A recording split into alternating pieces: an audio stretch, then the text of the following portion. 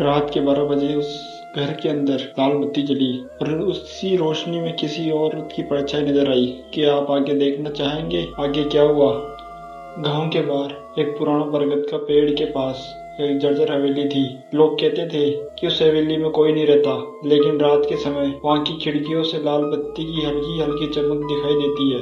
कई सालों से गांव वाले वहां जाने से डरते थे। राहुल जो शहर से अपने गांव छुट्टियां बिताने आया था, इन किस्सों पर रास्ता था। उसे भूत प्रेत की बात तो बच्चों सी लगती थी। उसके दोस्त मनोज और सतीश ने कहा, अगर हिम्मत है तो आज रात हवेली के पास चलकर देख लो, लाल बत्ती की हकीकत सामने आ जाएगी। राहुल ने चुनौती स्वीकार कर ली।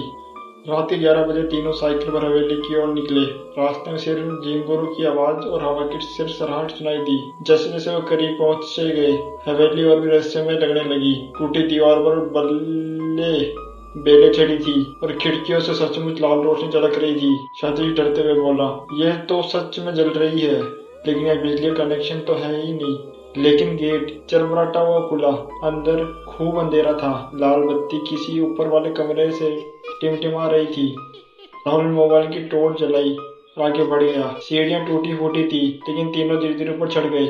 कमरे का दरवाजा आधा खुला हुआ था, लेकिन अंदर एक पुराना लालटेन रखा था, जिसमें लाल शीशे का कांच लगा था। वही बत्ती जल रही थी। कमरे में धूल लकड़ी के जाले भरे थे। राहुल हंसते हुए बोला, देखा, कुछ भी नहीं है, ये तो बस लालटेन है। लेकिन तभी अचानक पीछे से दरवाजा जोर से बंद हो गया। कमरा बर्फ से ठंडा हो गया।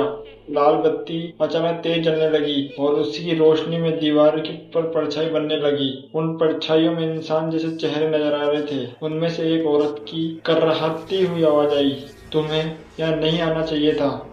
मनोज और सतीश चीख पड़े। राहुल ने दरवाजा खोलने की कोशिश की, लेकिन वह जाम हो चुका था। लाल बत्ती के पास धुएं का गुब्बारा उठा और धीरे धीरे एक औरत का आकृति बनने लगी। उसी की आंखें जलती अंगारों जैसी थी और बाल खुले हुए। वही ठंडी करुण आवाज में बोली, इस घर में मेरी आत्मा को बांध रखा है।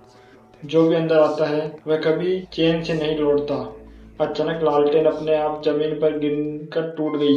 कमरे में अंधेरा छा गया, लेकिन औरत की परछाई वहीं खड़ी रही। अब उसकी आंखों से खून जैसी लाल चमक निकल रही थी। सतीश ने पूरा जोर लगाकर दरवाजा खोला और तीनों भागते हुए नीचे आ गए। हवेली पर पहुंचते ही उन्होंने पीछे मुड़कर देखा।